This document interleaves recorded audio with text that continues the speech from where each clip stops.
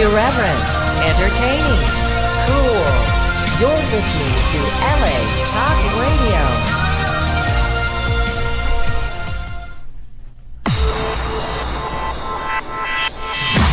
You're listening to Reza Riffs with Keith Reza and Allan Lee, right here on LA Talk Radio. Excellent. We got another great show here. I'm Keith Reza with my trusty sidekick, Allan Lee. Hello, everybody. Io Silver and away. What? Well, you've cast me as Tonto and keeping everything real. Okay, well, in that case, I'm here with my other trusty sidekick, Megan Jenkins. All right. Hi, I didn't bring a horse. No. Oh, well, and tonight we have a guest in the studio. One of the best comedians around. He wrote for Roseanne. He has an HBO special and a Showtime special, and he was on a WTF with Mark Maron. I told you earlier on how to pronounce that. You may see him earlier, Allan. No, it's Mark Maron. I know. Maron, I know. Not Marone or moronic. No, but we have the great Allan Stephan here tonight. Yes, indeed, Allan Stephan. Hello. How you doing, buddy? Fine, and you? Doing good. The joke about the Mark Maron thing is because we had Jeff Richards on a couple weeks ago, and I always say people's last names wrong, and then I was like, oh yeah, I love that show WTF with Mark Maron, and he's like, yeah, wait, you mean Maron, right? Oh, People I thought like you that. meant you got Jeff Richards wrong. That's not that tough. Jeff Ricardo. Jeff Ricardo. Yeah, really. So Allan, what's going on, man? You been doing the road a lot? No, I don't do the road. You don't? Nope. Didn't you just do the Laugh Factory? And Yeah, I'll do that. yeah. But that's not the road. That's Vegas. That's the road for me. Nah. 6-hour drive. No, I just shoot in and out. I have family there, and I like Harry. Yeah. I was hanging with Dice, I think, one time. So Oh, you were there with Dice? yeah, Yeah. I did the early shows. He did the late shows. Fantastic. Oh. Wow. Is he a cool guy? Yes, Yeah. very nice man. He's a nice man. I've never met him. Just like Howard Stern, what you see is different than what... Well, he's not that far different, but he's just not as amped up or as dicey in person. Really? Mm-hmm. Huh, because I was watching this interview with Dice, because I've been trying to get him on this show. I was watching this interview, and he went off on the guy because the guy was like, hey, don't you work at a gym or something? And then he went all nuts and stuff. Oh. You remember Is that? that an old interview? An old interview. Well, obviously the guy said something to annoy him. I think it was more than that. Plus, sometimes Dice just likes to do that to create Yeah. news. Yeah. Well, I wrote his publicist, and I was like, I promise I won't say anything about a gym. Who's his publicist? Why don't you just ask him? Wait, what are you I saying? think your volume is Yeah, down. you can turn the volume. You My think my volume's voice? down? Yeah, just Or Allan? Can you hear me? Yeah, we can hear Can Allan. you hear Allan? Can you hear? Hear me? I Can you can hear hear Allan, you. Allan? Can you hear I'm me? Allan. Yeah. All right, that's better. I hear you fine. Can you hear me now? I Yeah, can. yeah, Can, yeah. can we all hear each other? I can. It was Who's just ever a tuning little in now quiet. is going, what? Was it just? Sorry to interrupt. Listening to? Was it just me? Strange Twilight Zone episode. No, they're Really? giving me these signals like, don't ask that. I was Well, like, what I was thought- I asking? That she said, our partner. Yeah, I just wanted the volume up a little bit. Oh. That's how ladies are. They like it up. All right. Well, Allan, I don't know where they came from. I'm I don't even have anything to say to that. by Allan. Allan, didn't you have Trying a to be question funny. for Mr. Stephan? Well, it's funny.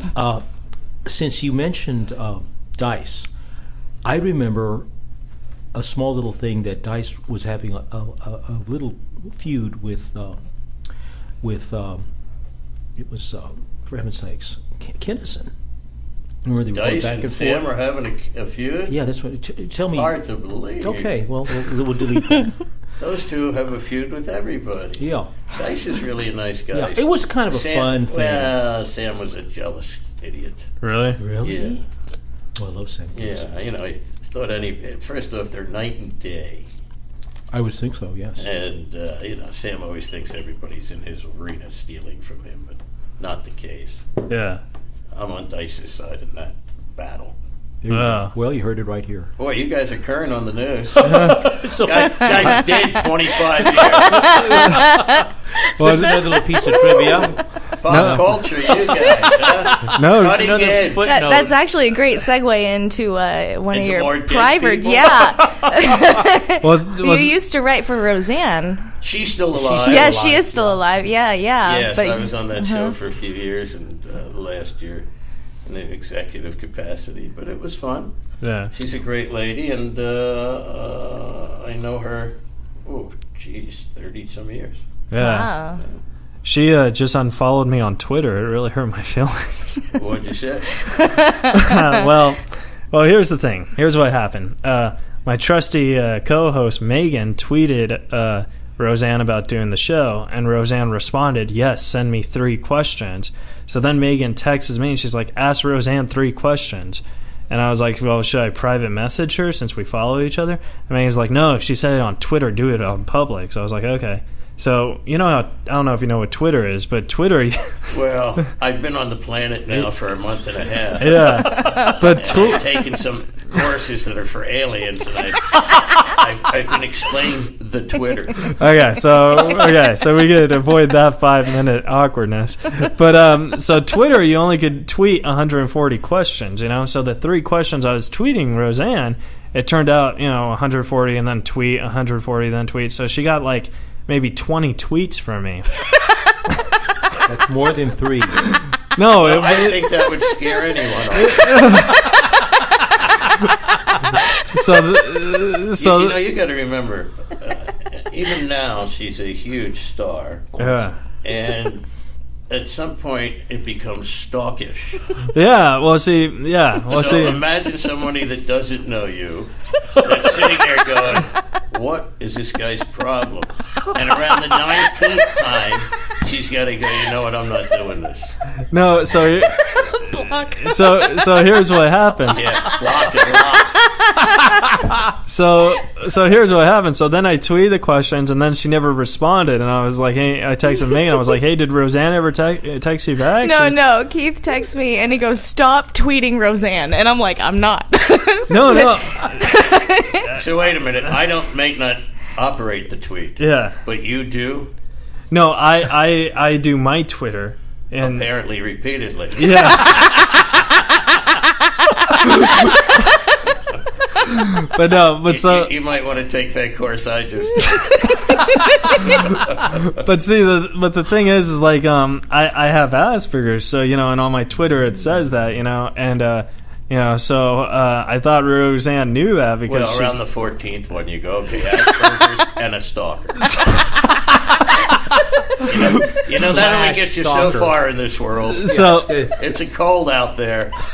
So then I waited like 2 hours and I never heard back from Roseanne. And at this time, she's still following me, right? So then I thought, okay, I'll direct message her, which is private. I was like, "Hey, Roseanne, so those are the 3 questions. As you can tell, the podcast is more about talking and getting to know people." And then she responded. She's like, I said contact my publicist and stop asking me or I'll block you. And then she sent me her publicist's email. And then she unfollowed me. And you Twittered him 300 times? No, I emailed him, but I thought if Roseanne really hated me, she wouldn't have sent me that. Let me think. In the world of call my publicist, that's a blow-off. Really? Yeah. Uh-oh. So, Allan, are you worried that you think Keith's stalking Roseanne and then we have you on the show right now? I have fat little fingers, so when I even text, sometimes it comes out looking like another language. So my suggestion to Keith is maybe stop hitting that same button. The celebrity, the less intrusive you want to be. Yeah. So 20 times and then a private message seems a little... Yeah, that's what I said, but Megan, to be fair, did you not tell me to tweet that? To be fair, I didn't know you were going to tweet her 40 times. I thought you were going to tweet 3 questions because I tagged your name in it, so I thought she would know it was you. Sent? Oh, no, because each one got resent because there's only 140 characters, so my questions were, like, longer than 140 questions. Like, one question I said, because, like, I opened up for Tom Arnold. I was like, "Hey, are you and Tom Arnold still on good terms?" And then, my publicist. Yeah. He said, Go ahead. I don't know. I got distracted. Forget it. Why would you ask anybody who's divorced Boy, are we current, 20 years? Yeah, we don't kid around. It's a historical show. Well, I just found out they got divorced. Oh, man. No, but no. So I didn't. I mean, like, I could see where. But Megan was like, "Hey, tweet her." I was like, "I'd rather just DM her," but she said tweet her, so I did. So, like, to be fair, yes, it was my fault, but it was also 50% my new co-host's fault. I wouldn't say 50%. It sounds like she was doing her job by suggesting. I got her tweet to you. her. Yeah. I don't know. You were tagged in it, so I thought she knew that you would be. It just made sense because I told her you were the host, so I thought it would. I don't know. Maybe I shouldn't have favorited and retweeted every question you. Yeah, maybe. She started it, and then I finished it. I had no part of this. Yeah, Mr. Lee did not have I it. don't get involved. So what other celebrities have you stalked for this show? Stalked for the show? Oh, I haven't stalked anyone. I don't know where Roseanne lives. But, I mean, we're looking at John Cusack. We're stalking him? Yeah. I mean, I'm stalking him. Really? she's stalking Yes. him. Yeah. That I've been was making before the show. collages. Oh, no, this is serious. Yeah, I know. Yeah. That's what I'm saying. I don't think that has anything to do with the Well, show. I'm a huge John Cusack fan, but I am, yeah. I think she has other things in mind than you do. Yeah, she obviously does. Yeah, but I got a like, sleeping bag in the back Yeah. of my car. Yeah, there you go. But see, like John Cusack, a lot of people don't know about John Cusack is he does karate or like kickboxing, and I find that subject Well, very. the next time I'm in the alley with him, I won't challenge him. Well, that's current too. Back issues of Us from 1990. Oh my god! So back in 1990, did you know that Darlene was going to be gay? Did you know? Were there any signs? Like, did she bring any women to the set or? Oh, in real life? Yeah. Well, and I can't Darlene's think of a her real character. name. I know, but I can't think of her real name. Sarah Gilbert? Thank you. Yes. What was your question? I think the question is, did you know that she was going to like the ladies? Yeah. Well, I think it was a mixed bag, and tell you the truth, all I was concerned about was how good she was, and she always delivered. Yeah, she was You know, really if you talented. keep up with everybody's nonsense there. Besides the stars, there's a crew, and you live together. It's like a family. So, of course, you hear everybody's nonsense, but you put it aside. It's like working in a restaurant. You ever do that? You know everybody's business. Yeah. You know what I mean? And then, they're 9 years, so you get on each other's nerves.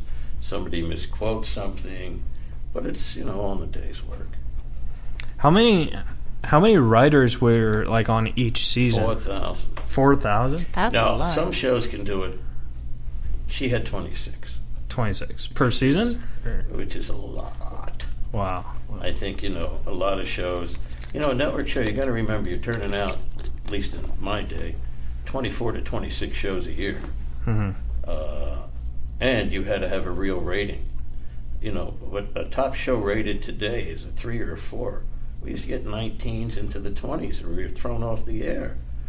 So the business has changed that way. Yeah. Well, I think because there's a lot more shows and a lot more stations now than they were back then. a lot of competition, less quality. Yeah, that's a good strategy of what I was going to say. Because I think Roseanne was a great show. Groundbreaking. Yeah, and nowadays I can't even think of a show that really sticks in your head. I think the last they're one. there, but you got to look to them because it's either on Netflix or Hulu. If you're talking network, I don't think there are any network shows. Yeah. Chuck Lorre, I don't know. Every now and then, Mom is trying to be, tackle today's subjects. Even that Carmichael show is trying.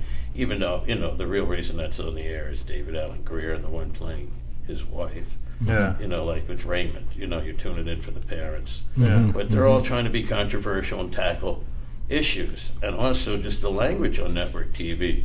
I think Seinfeld or I was the first to bleep a sitcom. And then we used to push the envelope all the time and get in trouble for it. And I just saw a commercial for something on MTV I just thought was disgusting the other day. And I'm no prude. It's just that now it's all shock, no content. Yeah, I agree. I don't like watching 16 and Pregnant either. Sorry, someone got there first. Damn, I had my eye on that little 16-year-old. No, I guess that's an MTV show, but no. MTV used to make such beautiful videos. I remember Richard Belzer, I think, starred in the first video. A Pat Benatar video might have been the first or second one or something like that. But now you tune in and it's like everything but a music video, unless it's 4 a.m. Yeah. I mean, just nonsense. That's true, yeah. But then again, what do I know? One time I had a pitch at Oxygen, and I had hired the lady who I was pitching to. I had used her uncle on our list. His name's escaping me now. Really talented, funny man. And so I had something in common. We're talking, and they had just put on a show at the time called Bad Girls Club. Mm-hmm. And I made the mistake of going, what an annoying show. That one heavy-set girl should be taken out and choked and beaten with a wet rag. And she goes, oh, you mean the one that gets 20,000 letters a week? Or maybe she shouldn't.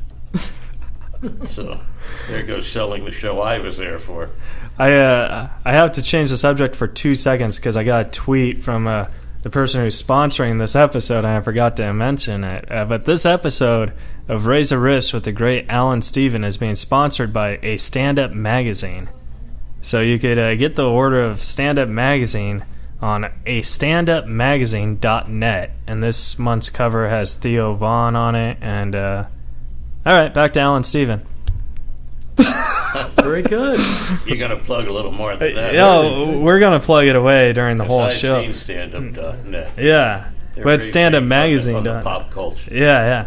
He actually wanted me to ask you if you want to do the magazine, and I said, do I have to do it new? No. Back in the 70s, they asked me to do. I think Elaine Boozler had a friend that did play girl, and I was very flattered, but I didn't see how that would help my comedy career, and there was no need to be laughed at. I like to be laughed with. So I passed on that, but sure, I'll do stand-up. There you go. Not only do we plug it, but you'll hook me without any stalking. C is publicist. Oh, man. So, Mr. Lee, didn't you have some Comedy Store questions? Oh, it's ancient history, and so I feel that. Yeah. When you talk, I feel like a shrink entered the room. It's just such a soft voice. I'm waiting for him to go. I appreciate that. And then they beat you. And then did they really hurt you? I see where the problem is. Oh my! Wow, what a voice! No, you're such. He's a historical. Just a complete encyclopedia of that period, which really, we had Argus. I like how you started with historical and backed off of it.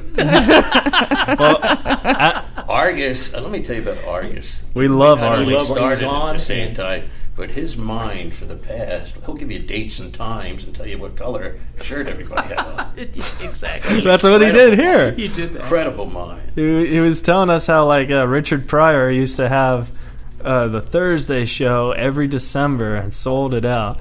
And then I was like, oh, did this happen every week? He's like, oh, it happened about once a month. And then I was like, so it started in December, and he remembered every single date. I was like, well, when he was getting ready to do a concert, he would come in every night. Yeah. And that would go on for 3 or 4 months. And what he'd do is he'd come in with no material. And they'd all be going, Richard, do this, do that. And he goes, did it already. And he'd talk for 3 minutes and walk off, and they go, what was that? And then, sometimes I'd follow him, I'll tell you what that was. That was called free. I got in free to see him. But then the next night, it might be 5 minutes. By the end of the week, it might be 12 minutes. By the end of the month, it might be 15 minutes. And that's how he'd build each concert. He'd build it at the store. Now, do you still go to the Comedy Store a lot, or? Rare occasions. Yeah. She's not there. Yeah. There's only a handful of people that I sadly I go for the memorials because I always speak. Yeah. But you don't perform and stuff. It's too crazy over there anymore, and homogenized for me. Yeah. And the politics of it doesn't interest me. Yeah, that's a good way to say it. Alan Bursky swung by. Yes, he called me that night. He might have mentioned that to you. Yes, he called me that night to tell me the new manager was a nice guy, and apparently Allan, who I happen to like, must have been in a good Very mood nice that guy. night. Yeah. Very nice guy. Yeah, Adam Egid is a great guy. We love Adam. You worked with him at the Ventura Comedy Club. He was there before it was like, he might have been there before Mitzi even had it, when Sammy had it. Because he's the youngest guy ever on The Tonight Show. Have you had him on? Who, Alan Bursky? Yeah. No, we have not. But Yeah. He's the youngest guy to ever do The Tonight Show. Then he did whatever sitcoms was out then, and the Mervs and the Mikes. And then his best friend was Freddie Prinze. Yeah, that's what I did. Then he becomes a top agent, a top manager. He's worth talking to. Yeah, well, I did the. I didn't know Him that you part. can stalk. I did the. He is a publicist. I did the Ventura Comedy Club a couple of years ago with Ventura Harbor. Yeah, Ventura Harbor Comedy Club with a couple of years ago with Ida Rodriguez, and Alan Bursky was the special guest drop-in, and he watched my set and he said that I was the funniest guy he's ever seen in the past week. So I was like, oh, okay. Like, I didn't know who he was. He's like, I'm coming back into stand-up now. Listen, for Alan to do that, he must have thought you were funny. Yeah. He's not a compliment guy. Really? Yeah. So it was like, because he said he was just now getting back into it. He said he does cruise ships and stuff. And then he's like, yeah, I was the youngest guy to be on The Tonight Show. And then I thought, oh, and then when he said he was Freddie Prince's best friend, I was like, oh, he must have been one of those guys that, because Freddie Prince is a comic who killed himself. I think he was gone by 23. Yeah. So he accomplished movies, a hit sitcom, and was a headliner in Vegas, played the White House. That's right. 23, I think. The White House. Played the White House? He didn't tell me that. Everything you can do, Freddie Prinze did in a very short time. Oh, I thought we were talking about Alan Bursky. Well, Alan has quite a career, too. No. We were all at Freddie's funeral. It's the first celebrity funeral I've ever attended. Yeah.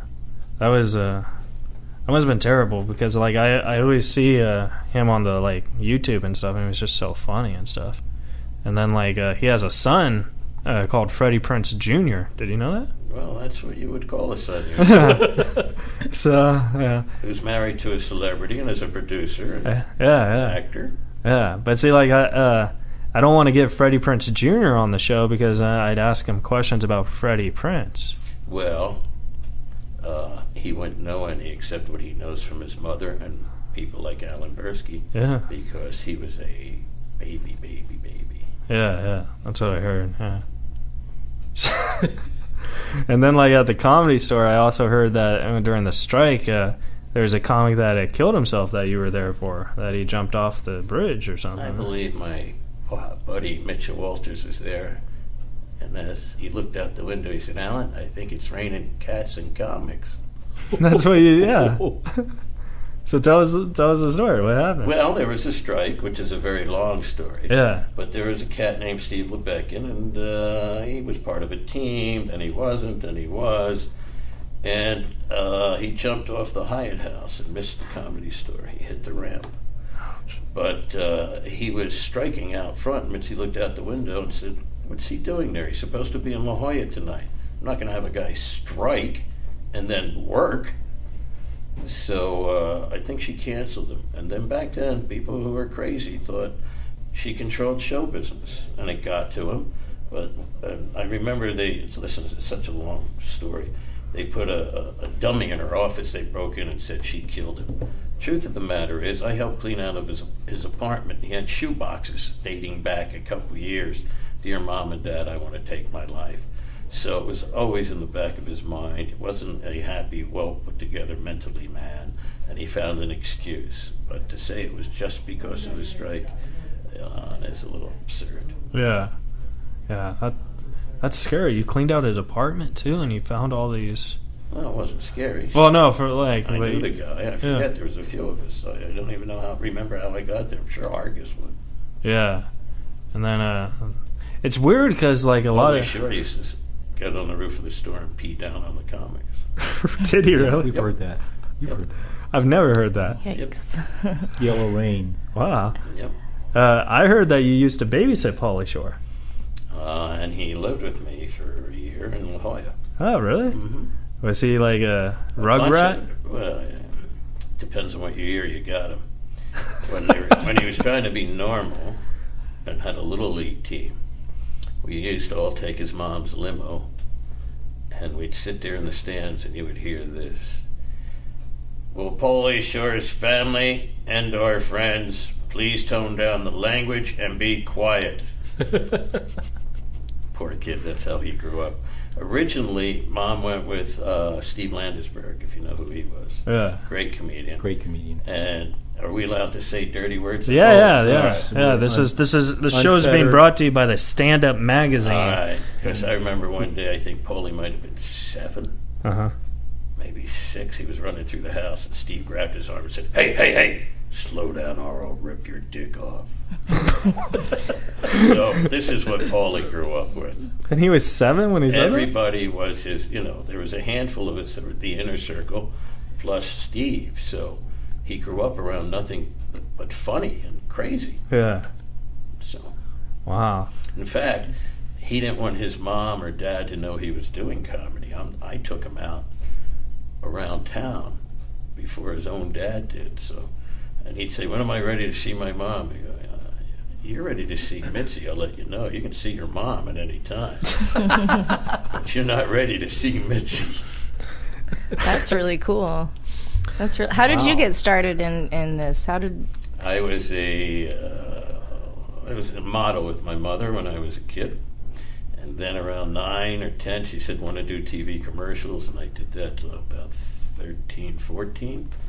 Then I tried school for a while, and then I went to college briefly, and it was all about acting for me. And I came out here to be an actor, and I met 2 comics, Mitchell Walters and a guy named Bobby Lord. And I hung with them, and they said, "You ought to come to the store." And they needed bodies back then, and I auditioned, and I got in. That's awesome. And 9 years later, I became funny. It's weird because, I've been doing stand-up for a while, and I've only been funny for maybe 2 years. Well, Buddy Hackett and those from that generation, and even now, it takes about 10 years. There are exceptions, like a Robin Williams. But it takes about 10 years. Could go faster, but to learn to be funny at 2 in the morning, 2 in the afternoon, is a big difference. To play to 2 people, to 20,000 people, it's a big difference. So to encompass everything, to become a well-rounded comedian and understand it and finally know sometimes it's about the material, sometimes it's about the tricks. Depends on what kind of comic you are, and sometimes it just has to do with you're just plain funny. Now, I have a question. Which one do you enjoy more? Did you enjoy stand-up or writing? Stand-up more. But I do enjoy writing when I see them produced. And, of course, the money's beyond ridiculous, so it's a tough question for me. Well, no, because, Fred Wolf, he's one of my favorite...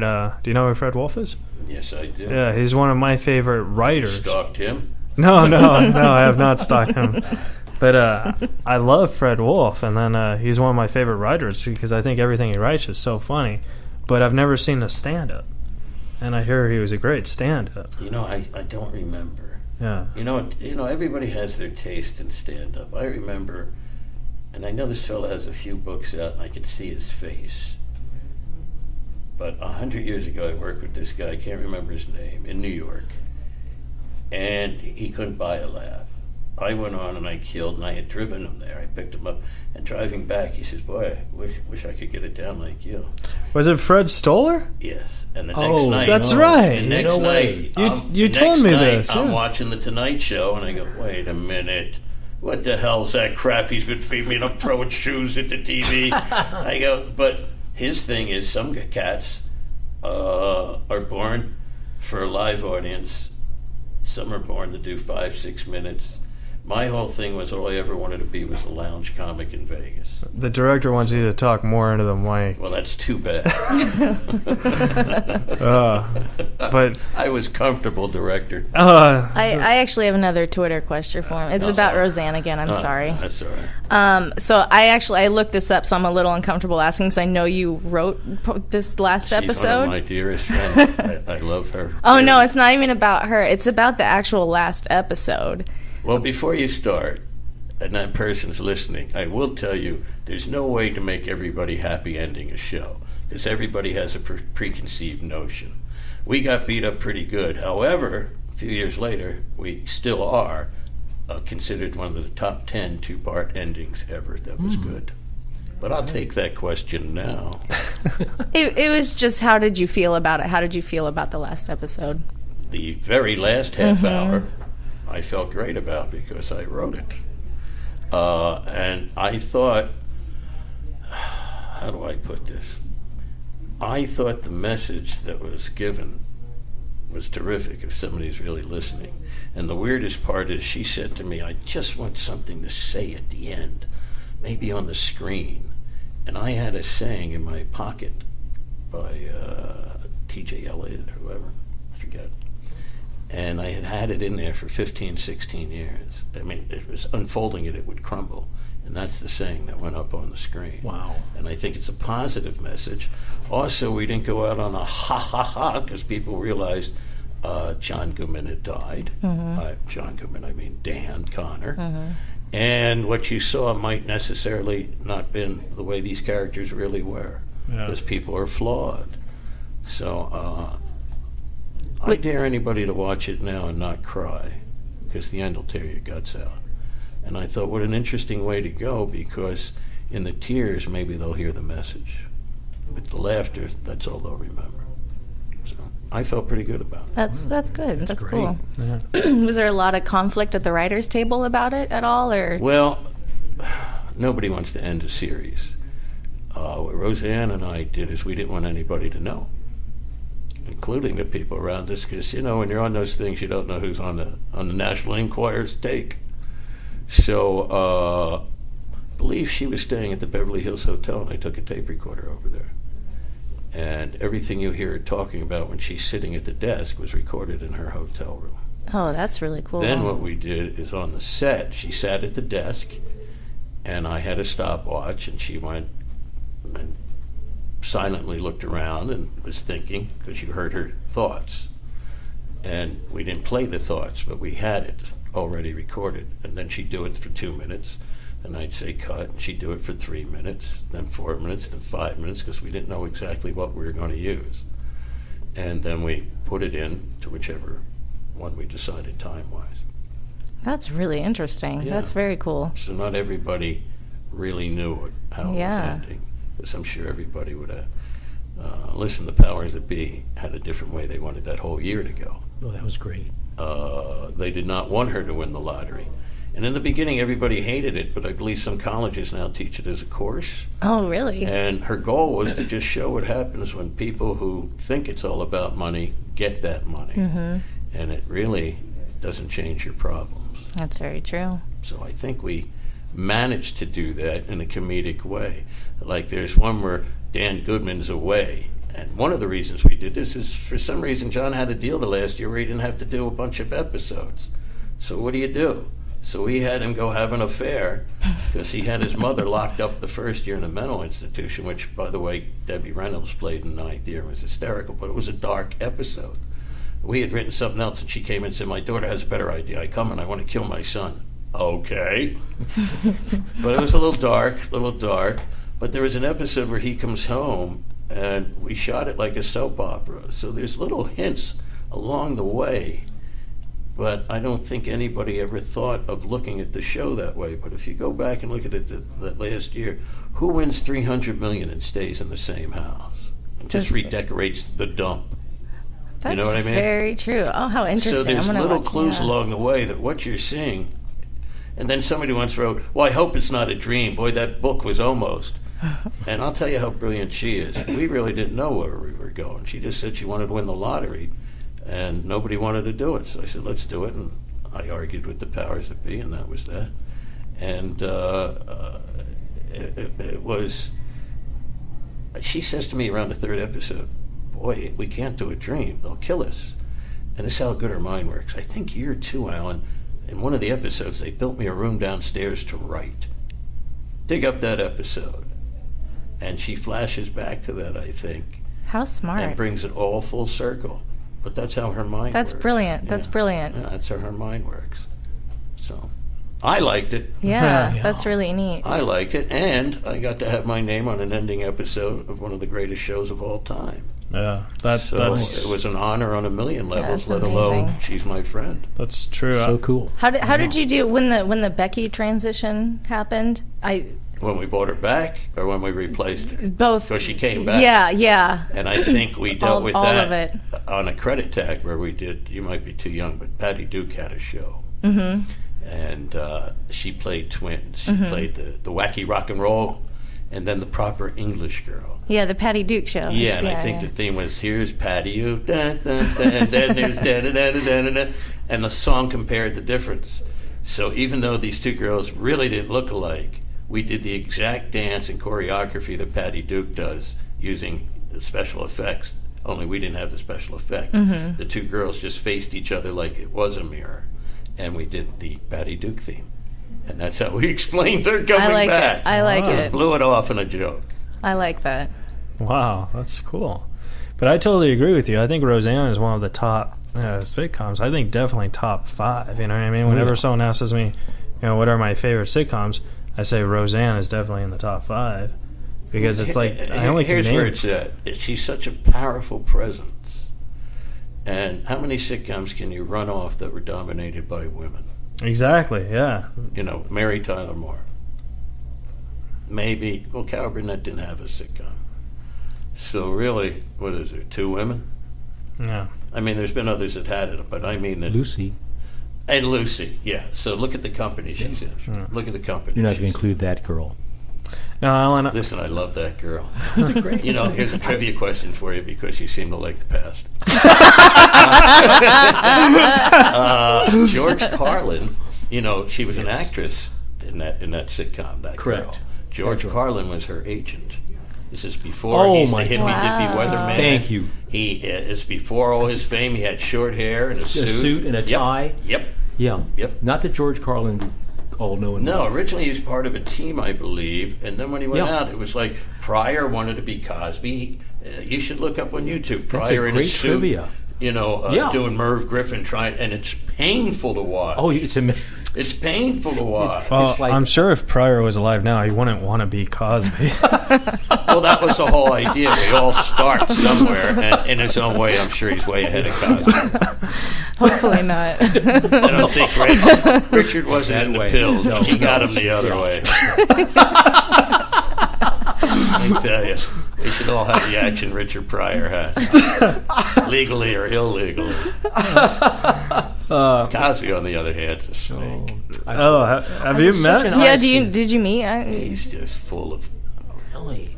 I want to hear Dr. Cosby. There's if you notice in this world, when some people build themselves up to be greater than anything, the fall is awful hard. Ooh. That baker guy who had the church. Oh, Tammy. You know what I mean? Yeah, yeah. She was a nice lady. He was creepy. He was kind of strange. She actually did an episode of Roseanne. It was very He broke down crying, right?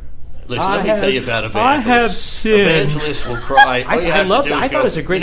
Your dog looks depressed. Oh, the Lord will take it. They cry like that. So that's crying why is part of their shtick. It is. Yeah. Very good carnival actor. Look at the guy who got caught with the girl who wound up in Penthouse. I mean, just a whore. Just one of the great all-time whores, swaggered. And he goes on, I have sinned. No kidding. Let's get past that part. It was swagger. He's still playing the piano when his kid's preaching now. The preaching world is like country western singer world. There's you a can kill sitcom. your family, record a song, and your fans will go, well, he wasn't right that day. Well, there's a sitcom waiting to happen with preachers crying and breaking down. I'll pitch it after the podcast. Religion's tough to make That's fun a tough of. one. Oh, no, it's and a tough one. If they do it in the style of an Entourage or something like that, and really follow a guy, not go for the comedy, but follow the disease of these people that suck the life and last dollar out of, people that just want to believe in something. It's just sad. Listen, anytime you have a desk full of letters and you wave your hands over it, you go, all right, you're all blessed. Or give me a call if you want God water or Jesus water or whatever they're selling. I love God water. They're taking it right out of the spigot and going, oh, yeah, put our name on there. Put our name on there. It'd be funny if this person was played by Bill Cosby. Oh, I was so disappointed. I like how Bill, I don't know if he's frail now or not, but he shows up in court like he hasn't seen anything in 9 years. Like he's Helen Keller. One guy's got his arm leading him. He's dragging his one leg. Yeah, you're 80, but, seriously. Well, I'm a strong believer of you're innocent until you're proven guilty, so I'm pretty sure... Really? Yeah. Well, when almost close to 60 women have the same story and they don't know each other, oh, no. You're guilty. So what I'll go out on a limb here. So J-E, yellow. So what I was... Stretch. Yeah. So what I was going to say... Pill with a little pill. No, what I was going to say is I'm pretty sure of all 70 of the crimes he's been charged with, I'm sure he's only committed 68. I'm sure one or two of them are lying. I don't think they're counting the two that lied. Oh, really? They're all truthful Is women. his wife still with him? Well, I happen to remember a time in the early 80s, late 80s, early 90s, she was going to leave him. Now, I can't speak for their relationship, but you get used to a lifestyle. Yeah. And even though she'd probably get 50% of the 300, 400, 500 million, sometimes you don't want to rock the boat. But listen, she has to live with it. I feel bad for her. But, some men are just driven that they don't think they're successful unless somebody's, blowing them in the car. They got $1 billion and nothing. That's all great, but they have to constantly be reinsured that way. And I'm sure that's some kind of disease.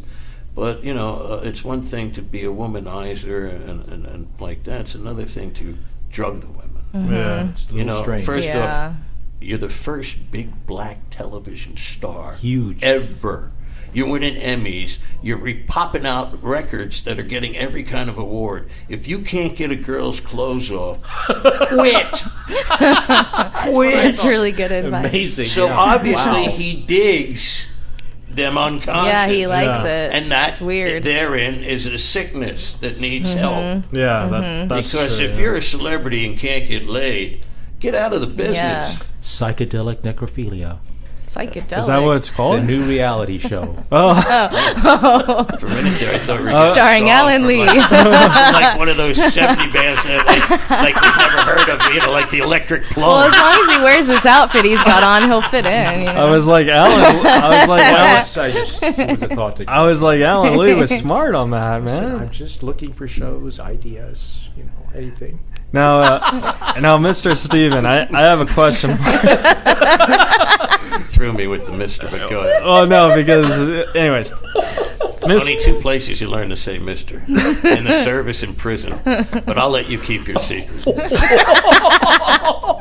Okay, Mr. Allan Stephan, I have a question for you. Do you like sitcoms with a live audience track or without? You mean a phony laugh track? Yeah. Well, no, because there's some sitcoms out there like... No, here's the difference. Yeah. A live one records the live audience and just uses that. Most shows have a phony laugh track or enhance theirs with a phony laugh track. Yeah. Yes, I did not do that. No. I can't say what happened before I was in charge of that at Roseanne. Yeah. When I took over, I don't know how it is now, but back then it was just a handful of people that knew how to work this particular laughter instrument. And they did every show, and you'd go in there, and they're bitter and jilted. They do it all day long, and they're sitting there with Punky Brewster going, "Oh God, that's a joke," So they just do this with the button. Somebody comes in, "How you doing?" Because you don't know where the jokes are. You're gonna make them. When I went in there, I actually turned around and said, "What was that?" "Well, we thought there should be laughter." I go, "But there wasn't, so leave it alone." So I did a lot of things that they wouldn't normally do, like the one playing Roseanne's baby in the last few years. I think there's a cold opening where she's talking to the baby, and you never know what they're going to do. And normally they're twins. For some reason, we didn't have a twin. And he's sitting there, and she's talking, and then you got to do it again. You know, the baby starts to fidget a little bit, and this kid's being pretty good. And she takes a carrot stick that's there, and she just dips it in chocolate and sticks it in his mouth, and the kid goes, "Whoa!" And when I got the edited version before it goes to networks of Roseanne, I said, "What happened to that shot?" Well, we used another one. The baby, I go, yeah, the baby did what a baby does, put it back. Mm-hmm. Very good. I like that. That's nice. Well, Yeah. I'm from a different school. Well, I didn't go to the Harvard and the Yales, and I came from the school of hard knock laughter. Well, So it was hard for me to sit with these people. Well, that's funny, Alan. Maybe senior year at your place it was, but I do it every night. So I had a lot of problems with the. And so did you have Norm on yet? Yeah, Yes, I we had did. Norm, yeah. Well, Norm calls them, I think, Yaleys, and I think I call them Harvard shits. I Very good. forget. That's right, Yeah. Yaleys. Yeah, I love Norm. He's one He of my wasn't best happy with friends. those people either. Yeah. So who do you think is really funny? Today, Mm-hmm. Do you have any favorites? well, I do like the guy you had on Bags. I love Bill he's Burr. great. Bill Burr's great. Yeah. It's very hard to make me laugh. I come from an old school where when I started, everybody on the lineup was funny. Not 2 guys out of 20. Every one of them. And then in between them was huge celebrities. That must So have you been either sunk or incredible. swam. There was one point where I got comfortable, and let's say 4 celebrities would go on, and I'm scheduled to go on at 1 in the morning, and the last celebrity would be done at 11:30. Well, all the comics in between me and them wouldn't want to go on. They don't want to follow them. But it's tricks at that point. All you have to do is be dismissive, and never let them see that you're nervous. Like one time Paul Mooney, you know Paul, Yeah. who he is. Paul Mooney was just killing in there one night. And I went up, and, they're just staring like, well, who is this guy? And I said, Paul, you still in the room? He said, yeah. I go, bring the car around. And they go, who is this guy? So, nobody laughed harder than Paul, but I think I did that with Richard one night. You just got to, Yeah. move on. I once went. Amy Schumer once came up in front of me because she was doing a set to practice her jokes for a roast at the Improv, so my time got cut, but they still let me perform. I went up after her, and everyone was like, "Oh my God, Keith's going on after her," and I was like, "Well, it's either I go on now or I don't go on the show." In my day, Yeah. you were a puss if you didn't. You Yeah. know what I'm saying? That's the game. They are no different than you. If you're a plumber, you don't follow another plumber. Yeah. They just they're just either doing better at the time. That doesn't make them funnier. But I remember all And the some of comics these people were get a like, celebrity buy. You ever see that one? Oh, yeah. Where they'll get a buy for 5 minutes, and then the audience will go, wait a minute, they're not funny. no. Well, see, everyone was like, "Oh my God, you're actually." I remember it was either I go up after, or I don't perform on the show. And I was like, "I love stand-up so much, I'll just go up after." And Amy came up to me after the show. She's like, "Hey, you're really funny," and then she left. Because she respected what you did. There's no need to be afraid. And if you are, get out of the business. That's true. Get out of the business. If you don't think you're funny enough to follow, and I can see if you think you're too new, you know what I mean? But the only way you learn, and this is the beauty of comedy, you never stop learning. That's true. You never stop learning. It's a book And that unless you listen, the whole thing is already walking a tightrope. It's an unnatural act. Why would you not just challenge it on every level? I mean, it's the hardest art form you can do, I It's think, excitement. besides ballet dancing. And ballet dancing is harder only because it's got a short lifespan and you cripple your feet and bleed. yeah. But we do that mentally. Yeah. I like that. So That's great advice from Allan Stephan, guys. there you go. And we only have a couple more Guy who wrote minutes. the ending show you probably don't like. we only have a couple minutes because the director gave me the light. But Allan, is there anything that you're working on now that you want to promote or you can't say? Well, I can't say. I will say it involves Keith Reza? a huge celebrity. Oh, But we've been chasing him for a year and a half. But we'll see. Is it John Cusack? No. No, but if I see him, I'll tell him. Please you're do. looking. Yeah, tell him Megan says And hi. he'll say, you mean the girl that tweeted 20 times? Uh-huh. And then Yeah, some leave it at guy 20, that tweeted sounds 40 better. more. I go, yeah, those two.